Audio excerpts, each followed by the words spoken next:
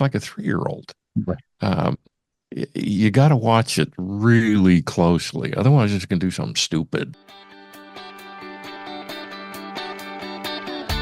Originating from deep inside the Rocky Mountains, transported through the power of the internet, and arriving inside your tiny earbuds. It's the Appraiser Coach Podcast, helping appraisers increase their efficiency, quality, and make more money. Here's the guy who makes it his life's mission to create value for real estate appraisers nationwide. Your host and the Appraiser Coach, Dustin Harris. Welcome, everybody. Dustin Harris hanging out once again in the podcast chair. My guest pointed out that I've got a new microphone. Same brand, different color. But back with you. Want to pause and remind you that we're sponsored by a couple of great companies.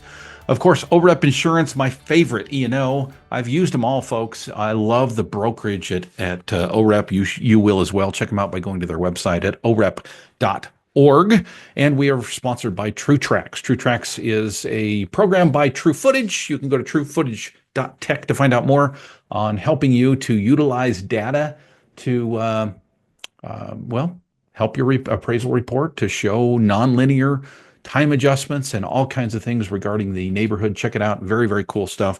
Truefootage.tech. Want to welcome back to the program my good friend, a friend of the program, been on the program as a guest more often almost than I have, Mr. Tim Andersen. Welcome back, friend.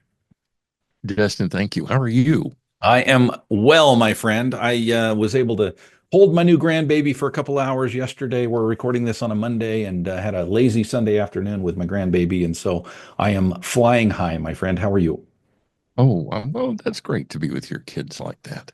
It is. And if I were to try to hold my grandchildren, they'd fight me off because they're in their 20s, but that's okay. I can imagine. I can imagine. Well, this one is about 2 months old, so we're loving him and just having a great time. So, Tim, welcome back. I really appreciate you being on. As we were talking a little bit off the air, setting this up a little bit, I did some stuff with AI with my All-Star team over the weekend, and I had some fun with an appraisal that I was working on. And Tim, this comes as a surprise to a lot of people, but I use AI, artificial intelligence, on almost every appraisal report. I would say 9 out of 10 appraisal reports, I use it in some aspect. And a lot of people are surprised by that, but it's true. I find it to be a useful tool. But let's start there. Tim, how often, I know you deal with a lot of appraisers throughout the country, and you help mitigate sometimes some difficulties with whether it be lawsuits or state board investigations or what have you. And of course, you teach classes and rub shoulders with a lot of appraisers across the country. Are you seeing that more and more appraisers are using AI, or is it still kind of hands-off thing? Dustin, you mentioned the concept of using it as a tool. And really, that's all it is. A carpenter could pound nails with a rock, but it's not terribly efficient. Therefore, the carpenter uses a hammer. Okay, the appraiser, can still sharpen a pencil and grab a legal pad and start writing. Right. But that is not a particularly efficient use of the carpenter's time. It's not the carpenter's highest and best use. Therefore, to avoid using ChatGPT in one of its various incarnations is not the highest and best use of the appraiser's time. So you have proven to yourself that up to a point, it's a time saver. Yeah. And the other day I was doing something in ChatGPT and I asked for some academic citations. And it gave me some academic citations. So I went and checked out the academic citations, and there weren't any. Let me guess, yeah. ChatGPT had just made them up. Hmm. So now when I get into ChatGPT, if I ask for citations, academic citations, bibliographic citations, I put in there, and don't make them up. And Chat GPT says, okay, all right, I won't make them up. And I get the answer that I'm looking for. Now, Chat GPT is a tool, and it's nothing more than a tool, and it was never meant to be anything more than a tool. It's like a university library. It's a tool for scholars. That's their workshop. That's where they go to make their widgets, but their widgets are intellectual. They're not mechanical. Mhm. They're written. They're not manufactured, but they're still widgets, and they still have to go to a factory, a warehouse, a workshop to make them. And you learn how to use library. You learn how to use AI. You learn when you can depend on the library for data, and you learn when you got to pick up the phone and you got to call somebody. Mm. So your inclusion of AI as a tool and nothing more is exactly how you're supposed to use it, as a tool and nothing more. Now, you say, as I get around the country, et cetera, do I find appraisers using AI more and more? No, I don't. Mm. There are those who do, and there are those who are glad that they do. And Chat GPT and the other incarnations, you mentioned Grok, and there's Julius and a few others out there, are wonderful, assuming you know how to use them. If you don't know how to use them, they're a waste of time. Right. But if you know how to give, for example, Chat GPT instructions, it's absolutely amazing what you'll get. But you have to know how to give instructions. Does that take very long? It takes about an hour to learn how to do it. But once you learn how to use the tool, it's a wonderful tool. If you don't want to use the tool, then don't learn how to use it. But it's one of those aspects of real estate appraisal that if you choose not to use it, if you choose not to make friends with it, Mm. if you choose not to learn how to manipulate it, then you're going to get left behind. And as soon as we switch over to UAD, what is it, 3.6, there is going to come an even greater opportunity to use it because that is going to require more narrative on the appraiser's part. Mm-hmm. And it's not the appraiser's highest and best use to sit there plunking away two index fingers on the keyboard of the typewriter, like you type and I type. So the appraiser of tomorrow, let's peek into the future. You have a crystal ball behind you. I do. Yeah, right up there. Yeah, yeah. So let's take that crystal ball down from the shelf and peek into the future. And we're going to see that the appraiser of the future is either not going to be doing GSE work, therefore, who cares about whatever form you use, Mm. or the appraiser who is going to continue in the GSE space is going to have to know how to use not necessarily Chat GPT, but artificial intelligence. Otherwise, they're just going to get left behind. Yeah, yeah, 100%. I'm often asked, Tim, how do you use ChatGPT? And really, it comes down to two aspects when it comes to my appraisal business. And one is the business itself. I use it often for business development, asking questions about marketing tactics and approaches for speaking engagements in front of realtors, or how do I want to take my appraisal business? I throw my P&L in there on a quarterly basis, and AI helps me to develop on that side as well. So appraisal success is one thing. That's one of the things I share a lot with my teams, of course. And then the other thing is the appraisal development itself, market research, statistical analysis, narrative. It's great at narrative.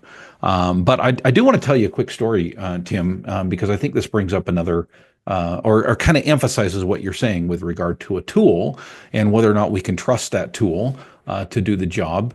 Or recently, over the last couple of days, I was doing a video for my team, showing how one of the ways that I use ChatGPT. And by the way, I've been playing a little bit with Grok lately, which I kind of like a little bit better than ChatGPT. It's a little bit more sassy. But anyway, I was taking the grid on the appraisal and I uploaded it to ChatGPT and I said, write my narrative, explain why I made the adjustments that I made, why I reconciled the way that I did. And it actually did pretty good. It took each comp and wrote out the address and wrote what adjustments were made and different things. And then I got off the video and then I started to verify the information. Okay. Little hint on what I want to talk about here. And realized that some of it was wrong. Like you said, it hallucinated. It made up stuff. And I think AI has a tendency to do that because it wants to be your friend. It wants to give you what it thinks you want. And sometimes that means, well, I guess he wants me to lie to him because he wants a certain thing. And if I had not checked that, Tim would have been in trouble. And I went back and, by the way, made a follow-up video for my all-star team and said, hey, here's a follow-up, and let me just show you the importance of checking your work because these two things are wrong. And if I had just blindly taken that statement, copied and pasted into my total report, I'd be in trouble. So, Tim, let's talk a little bit about the ethics of AI. And since you're the appraiser's advocate and you're a USPAP instructor, let's talk a little bit about that and the ethics of using AI in your appraisal report. There's a great story told. An author who's got more initials after his name than you can imagine was commissioned by a European economics magazine to do a story on the ethics of commercial real estate brokerage in Manhattan. So this author, PhD, called one of his commercial real estate broker friends in Manhattan and said, I need 1,200 words on the ethics of commercial real estate brokers in Manhattan. The guy says, that's easy. There aren't any. So the as things sit right now, USPAP recognizes AI, but it does not. It has not kept up with AI, and the ethics of writing, which is standard 2, barely even mention plagiarism. It says be clear when you're right. Well, duh. Of course you should be clear when you're right. And it doesn't even say don't make stuff up. Right. But obviously you're not supposed to make stuff up. But as things sit right now, USPAP doesn't really, well, it doesn't say anything substantial about AI. It just recognizes that there are things out there that there are computer applications out there that will help appraisers. Now, it really means Excel and Word and stuff like that, but it recognizes things. It recognizes tools will become available. It does not recognize any of those tools, however. Got it. As a result, the ethics of AI in a report have got to come from the appraisers themselves, which means they have to understand ethics, which gets back to, and this is a really old term, moral virtue. And by virtue, we're not talking virginity or abstinence. By virtue, we're talking doing what's right for the right reasons. And the right reason for doing something right is because it's the right thing to do. So as we talk about moral virtue, in the context of ethics, especially in the context of ethics as cutting edge as AI, what we're basically saying is use it for what you need to use it for, but don't use it for anything else. Don't expect it to save you.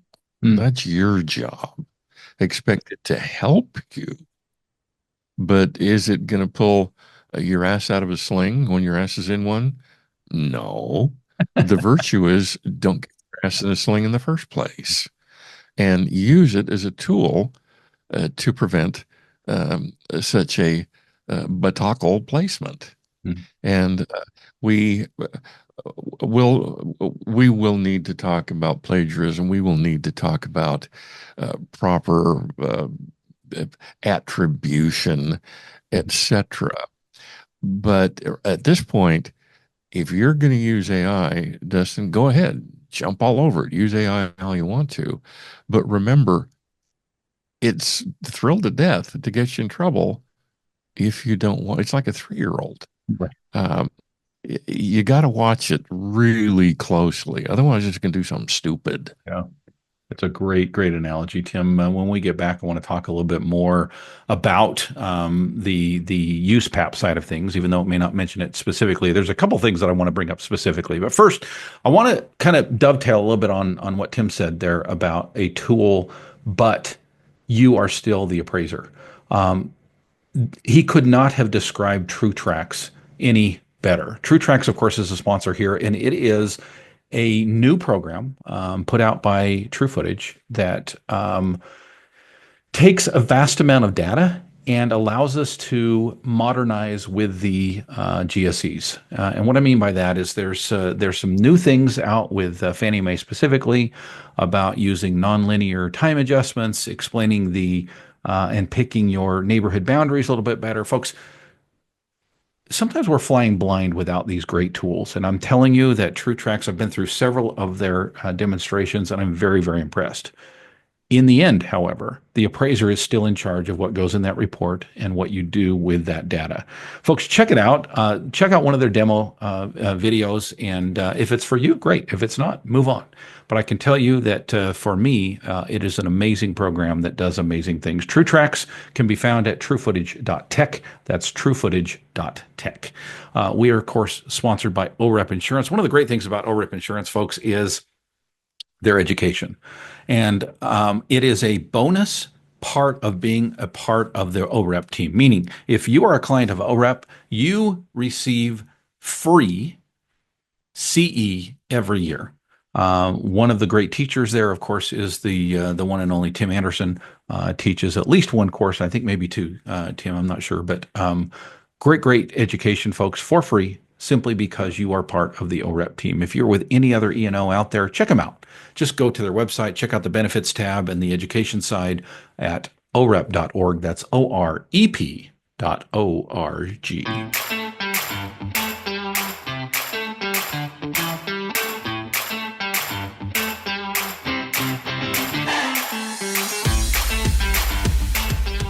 Welcome back, my friends. Big shout out to my good friend, Mr. Tim Andersen, the appraiser's advocate who advocates for appraisers. What does that mean, Tim? What do you do? Oh, Dustin, I try to help them out when they need help. But even more so, I try to help them out when they don't need help so that they don't find themselves getting that letter from the state, or they don't find themselves getting that subpoena, or they don't find themselves getting a snotty letter from one of the GSEs. Wait a second, Tim, are you saying you're a prophylactic for appraisers? I do consult.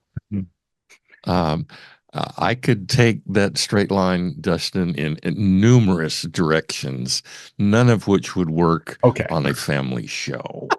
Tim, how do people get a hold of you if they want to have some preventative medicine, get their appraisals straight before they put them out there, or if they find themselves on the other side of that complaint? How do people reach you?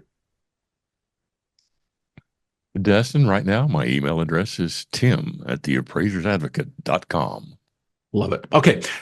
Talking AI, Tim, two questions came up over the weekend with my team. And one of them you kind of broached already. I just want to maybe put a pin in it because I think you and I have talked about it on this program before.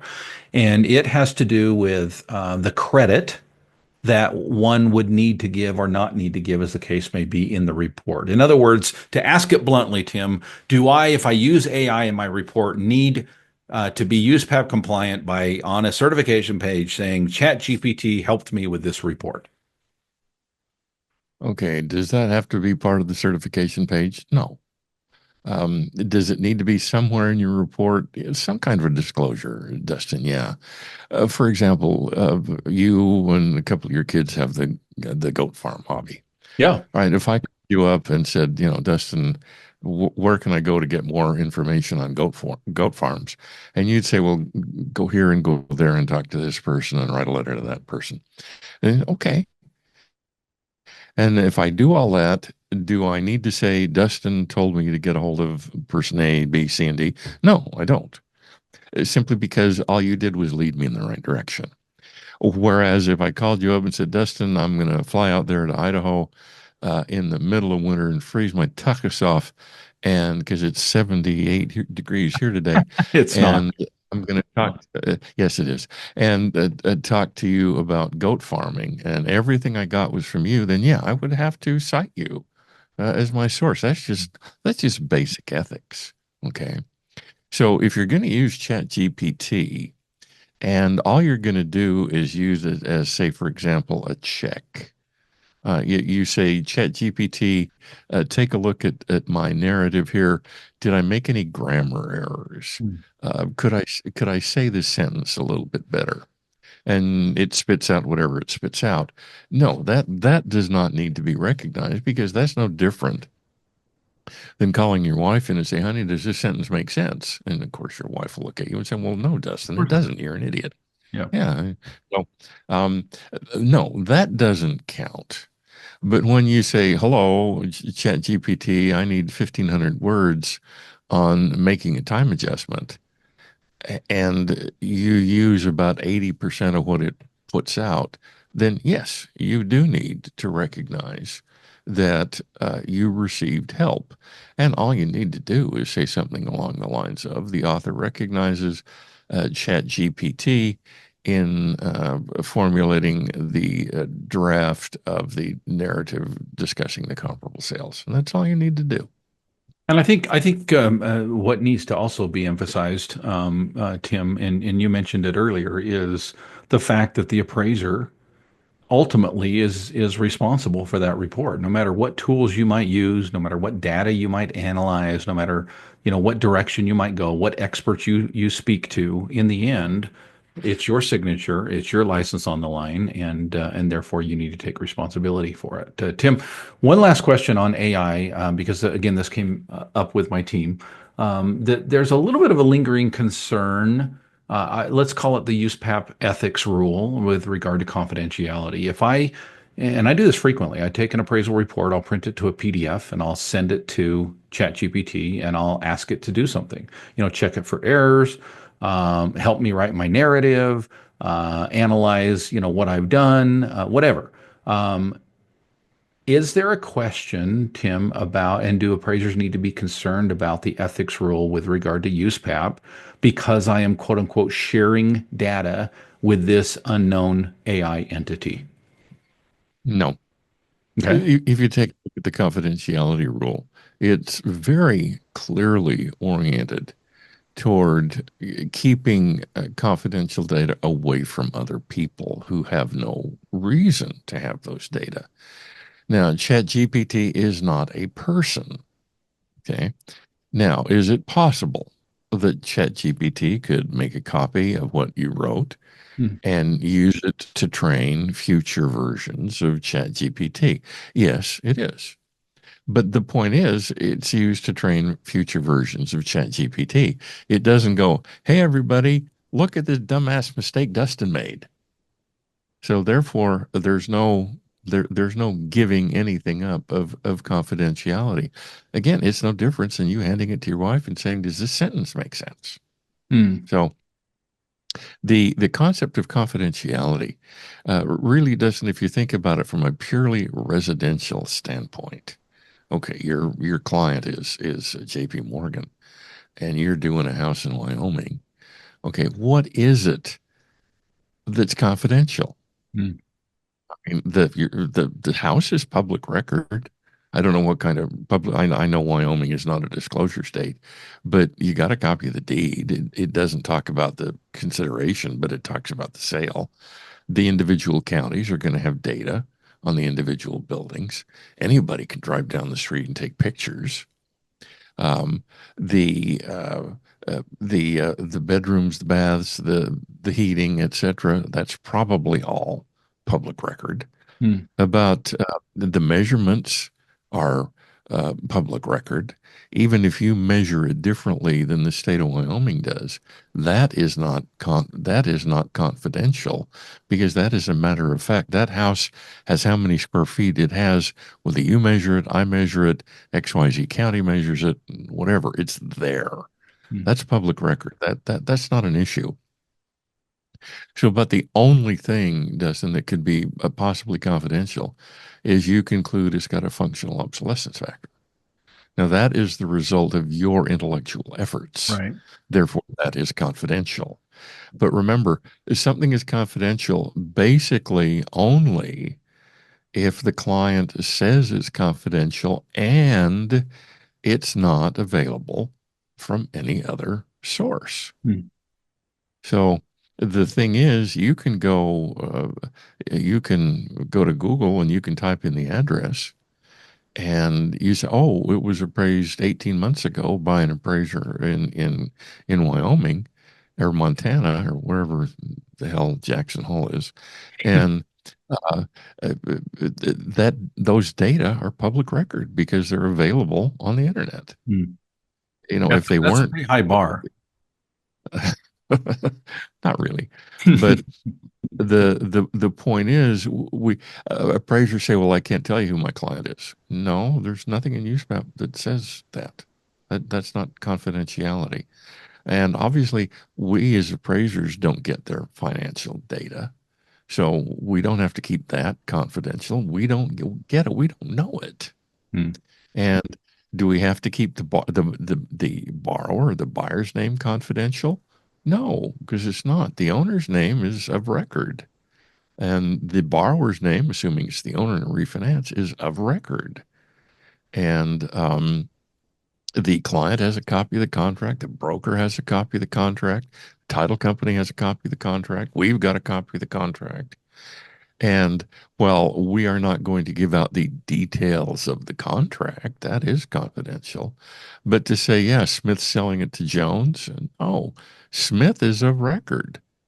And unless Jones is saying, no, I don't want anybody to know, blah, blah, blah, blah, blah, blah, blah, then it's not confidential. And then even if Jones said that, because Jones is not your client, what Jones requests of you does not mean that you have to comply with the request. You have no relationship with Jones. Jones isn't the client. J.B. Morgan is. So, yes, we need to understand confidentiality without question.